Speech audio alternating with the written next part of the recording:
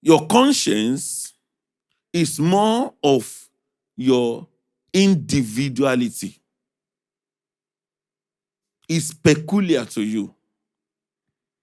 It's peculiar to your nature, and you can understand, except you are not sincere.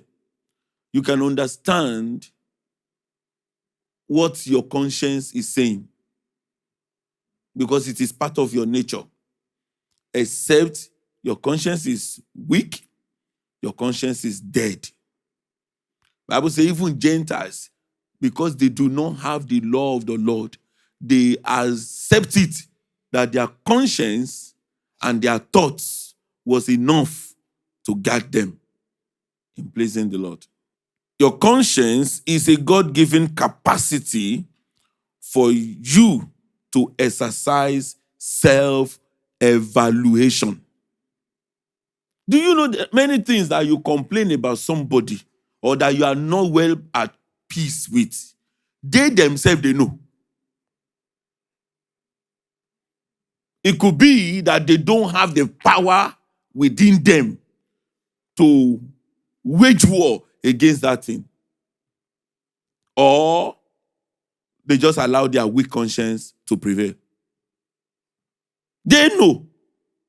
But it's either they justify it or they just want to be careless about it. Just to dishonor. Perhaps to dishonor God or to dishonor men. Average man, he knows.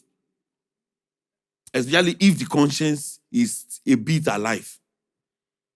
Before you even complain, before you even talk about it, conscience, that's why you see people, they want to justify their error and their mistakes. Because they know this thing, something is not right. But because of pride, because of ego, because of weakness in their, in their heart and their conscience, they just want to do what? Just want to cover it and say, let it go. It doesn't matter. But before God, it does. So your conscience is given to you for a capacity to be able to evaluate yourself. Don't forget, one of the scriptures we read, he said, it is done by the help of the Holy Spirit.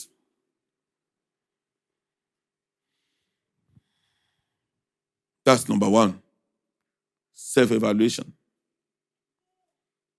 When nobody is there, your conscience is strong, is alive.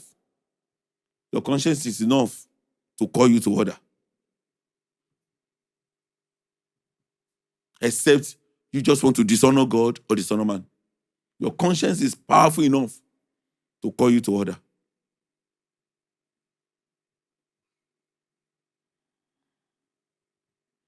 Number two, your conscience is a witness and a platform, a base for holiness and sincerity.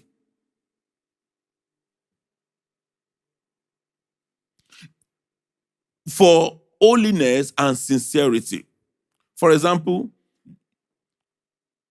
we have established, number one, that it is possible that someone has already judged himself or herself on a particular matter in our own heart.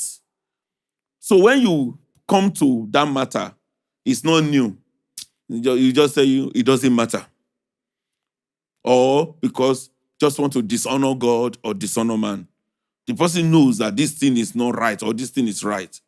But this second one that we are talking about, even when you point it out, this person still want to stand because they are not sincere and they want to use bold face, as we used to say, just to make sure that that particular thing stands. So that person is not sincere because you are already working against your own conscience. You are already working against your own conscience. And at this stage, you are not helping your spiritual work. Somebody just say, oh, I know, but it's one of those things. We just have to, I know what I've done or what I'm doing is not right, or blah, blah, blah, blah, blah. But this one, because of insincerity, because of lack of the power of holiness, they want to enforce it. They want to make it, want to allow it. Let it be. It's one of those things. Let it be. We are fine. We are fine. No. Because it witnesses both before God and before men.